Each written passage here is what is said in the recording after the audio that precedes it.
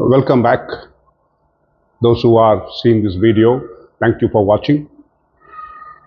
The reason why I keep on comparing the old regime and the new regime of tax rates, and also the old methodology of indirect taxes and the new methodology of GST, is because that you must understand that there should be what you call a change from the past.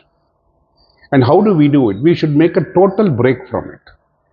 It is very difficult for very many people who have lived on the richness of the government spending all these years to come to thinking for themselves.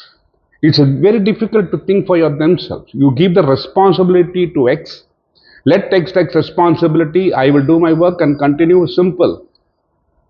But our ambitions are rising, our aspirations are growing, our children want to go faster, better, bigger.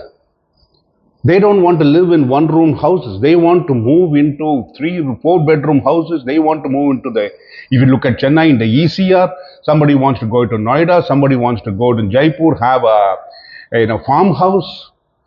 You are looking at aspirations of the new group. And you can't deny them the opportunities. You cannot deny them. No, I did not have it, so you should not have it. That attitude will keep you 20,000 years behind. I'm not talking about 1,500. I'm talking 20,000. You will be living in the Neanderthal age. See, we must break. Yes, we had the previous generation, that is my generation, had difficulties. We have to understand it. Yes, but we have overcome. How? We have overcome what we have moved away from what our predecessors have done, our previous generation had done. And they had moved away from there also. For example, I'm telling you, if you look at South India, many of the Brahmins have moved away from the agraharams, where they used to live in groups and they used to serve the temple and the local populace and lived there. From there, they moved to cities, and in the villages also, they accepted new kind of jobs. They became tahsildars, they became head clerks in post offices, they entered the government service. Then what happened? From there, their children moved on to going to convent schools, they went to IIT, they went to IIMs, and they went to Britain, they went to Australia, went to US.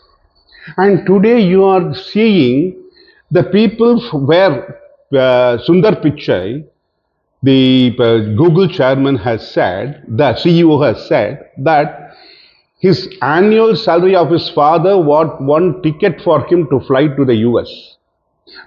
Today he is earning $440 million. Now, did we ever think about it? Did his parents ever think that he's going to earn $440 million? I think some of it is bonus, about $350 million is bonus. So you can imagine the growth. The top people, Indira Nooyi, she became the chairman of PepsiCo, I think, Pepsi. And she came from a very standard background of a family, a South Indian, a Hindu family. And she's moved on to the chairmanship of PepsiCo. If their parents had not left her, independent to think independently, she wouldn't have gone to those levels. See, there is opportunities available, but we should, break that shell into which we are. We have put ourselves into a shell. Break that shell, as I told you last time when I ended my talk, that just like the coconut, when you break it and the shell opens out, you get the beautiful coconut, the soft pieces of coconut and the beautiful coconut water. So break that. It's difficult because this is a life and death problem. That's only a coconut. But when you look at that perspective, you will see a different picture emerging. That is what I'm fighting for this new regime, because it is an opportunity given to us which was denied to us in the past. We were forced to do this to get this. Today I can deny myself not to do that and get what I want, what I desire. Just like Indira Nooyi, or you can Satya Nadella, or for that matter Sundar Pichai. They turn people. If you look at it, that is what happened. Nobody has had a silver plate to come on and eat out of the silver plate with somebody feeding you. No, it doesn't happen like that. People have come up from the bottom and they have shown why they broke that shell. And that is where I'm asking you to do that. When you break your shell, instead of looking at a savings bank account deposit which is going to give you 2.7% or 3.5% annually, you can look at investment in somewhere else where the returns can be even 15-12%.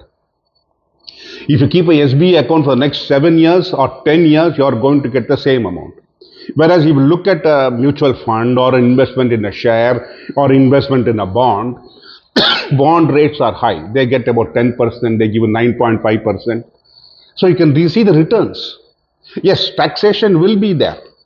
But as you move into the new regime, the tax rate which was there earlier will come down. That means your savings will be greater. Rather than putting it into somewhere where in the old regime you had high rates of taxation and your returns were poor, but you didn't factor in the inflation part of it. So my request, my advice, my recommendation, my sincere perception would be that you think about the comparison. Break your shell.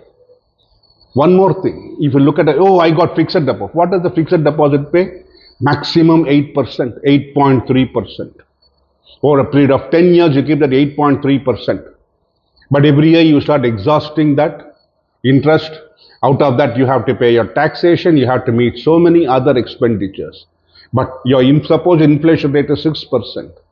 Your return is only 2%. And out of that 2%, what are you going to generate?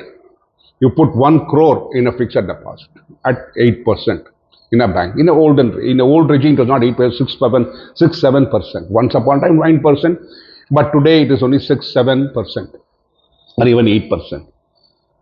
On 1 crore, you may get about 8 lakhs. Now, 8 lakhs compared to inflation, what is the cost of living? That 8 lakhs is nothing today. If you take it 5 years ago, what was 8 lakhs? Today, 8 lakhs is nothing.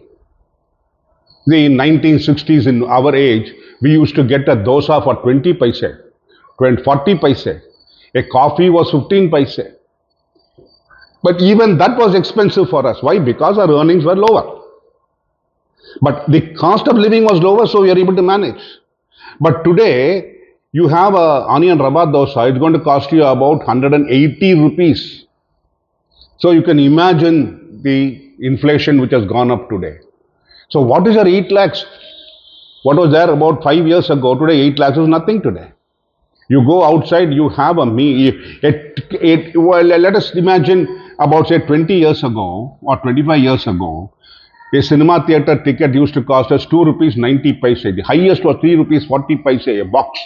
You're supposed to be the top level. Today you're paying a ticket for 1,000 rupees.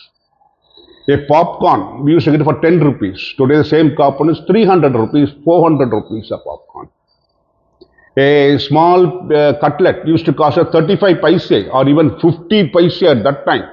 With sauce, today it is going to cost you about 100 rupees. So imagine the inflation, imagine all this is going to happen in the future.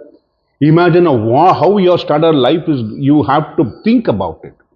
And therefore, if you give an opportunity to the government of looking at this new regime positively, they may even look at giving you an opportunity of saving more by reducing your taxes. Because when they reduce the direct taxes, you are going to spend it on something which is going to give them more revenues through the indirect taxes, the GST. So when the government earns more, they are willing to sacrifice this. So that is, if you want to buy a luxury goods, it's going to be 28%. You go to a luxury hotel, it's going to be 28%. Ordinary 18%. It ranges from 5% to 28%. So if your taxation rate comes down, they are willing to compensate that taxation rate which they lose in direct taxes with GST, which is indirect tax on which you pay on every purchase. Today, look at it. You must also imagine one more point. And that point is when you are paying taxation, only 5, 7, 8 crores are paying taxation. Whereas there are 600 million people willing to, spend money on the streets to pay the GST. So you are saving for yourself by paying the old regime, but not contemplating the inflation. And who loses? The person who's going to pay the tax loses, because he's going to pay the income tax, he has to pay the GST also. Give an opportunity and give the opportunity to the government, and given the opportunity, the government is going to reduce these taxes, give you an opportunity to spend happily on what you feel satisfied with. As an economist used to say, the level of satisfaction is important, at which level you are willing to contribute more. And that will give the government more benefit, and it will give you more benefit when you think on these lines. Compare, sit with your investment advisor, sit with your tax consultant.